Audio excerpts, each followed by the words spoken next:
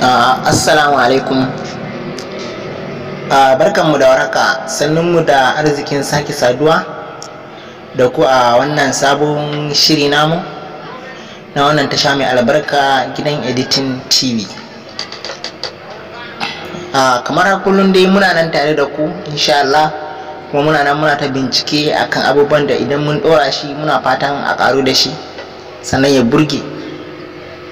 Har ila yau ma shi yasa mun zo da wani abu daban wanda insha Allah idan har ka saka shi a wayanka kuma ka saita shi insha Allah zai burge ka.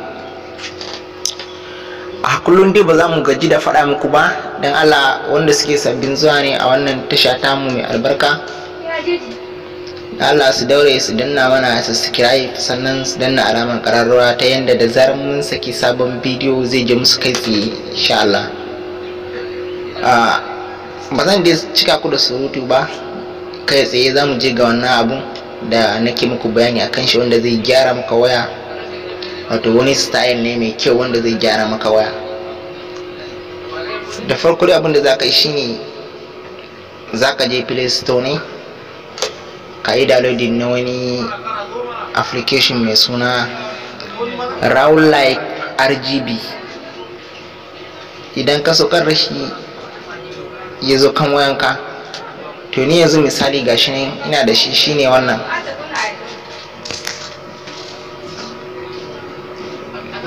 Yawa shine wannan da kuke gani, bari in bude shi. Yawa gashi ya bude kamar haka.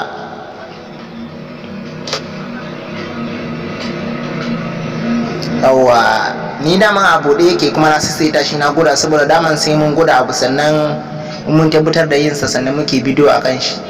To tun can dama na soke shi kuma har na aike da shi, amma bari dan kokkoma baya domin ku ga yadda za ka saita kan shi din. Yawa misali ka zo nan,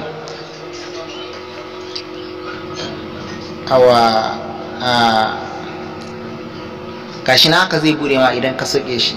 To gana abubuwan, idan ka saka wannan na farkon zai baka daman ka rubuta mai suna, sai ka rubuta duk sunan da kake so. Misali bari in sa gidan editing.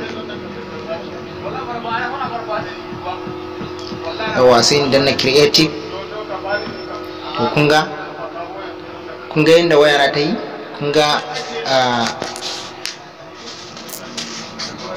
gefe-gefen nan yadda wasu abubuwa suka fito masu alamar love hakan nan, kuna gani. Kun gani idan za ka canja kalau, idan za ka canja sai ka mai da su haka, in za ka canja sai ka mai da su haka. Kuma suna canjawa aiko, in za ka canja ma sai ka mai da su haka haka, in za ka canja sai ka mai da su haka, in za ka canja ga shi dai kala-kala dai.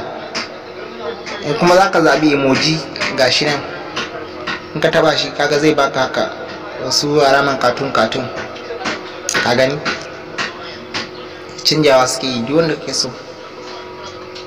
Idan wannan tsarin bai maka ba nan ma za ka iya fitowa sai ka zaɓi wannan, shi ma zai baka dama ka rubuta mai suna, ka rubuta mai misali haka, sai in danna creative. Kaga yanda yanzu wayan ta ringa ta yi, kaga yanzu abun yanda yake ta zazzaga wayan. Kuma za ka iya ka saita shi kuma har ka fita waje yana yi a wayanka. Misali kun gan shi nan,